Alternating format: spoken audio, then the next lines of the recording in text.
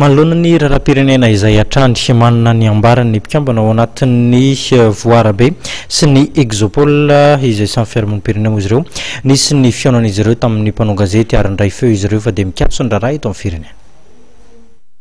Raharaham-pirenena tsy mandeha ary mampandany tena mbola misy ihany ve ny malagasy tia tanindrazana, mbola misy ihany ve ny gasy na dia anampianatra zanaka satria ny zavatra rehetra eto dia taon'ny vahiny no mibaiko azy.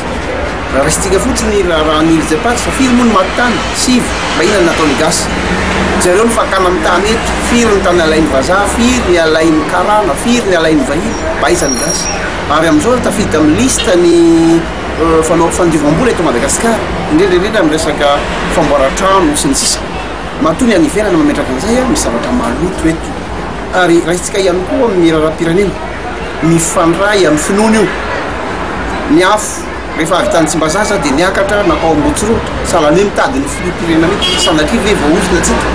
sanatria ve efa kapa ny Valala na Mangina Antananarivo izay mbola tsy nisy teto zany dia hoy aho hoe fambara reny ka sao dia mba tokony fotoana iverenantsika hidirenan'Andriamanitra ametrahana famontanina ary ametrahana famontanina amin'ny tenany tsirairay manao séminaire, manao congrès, manao fivoriana atsy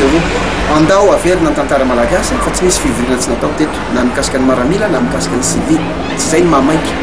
fa ahoana no hanatsarana sosan'ny bahoaka ahoana ny hanatsarana ny sécurité satria vao mahazo zahay dia nahazo telefôny mbola nakany finaran-tsoa anelanelana Momasoa sy Parobin dia fa nisy nanafika ka aminay zany président hiaro vahoaka no nifidinay président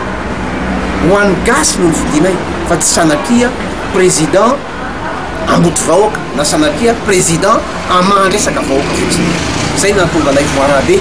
nampiantso conférence de presse androany amelomanay lakolosy fa efa miopapana loatra ny fahavoazana vaovao ny gasy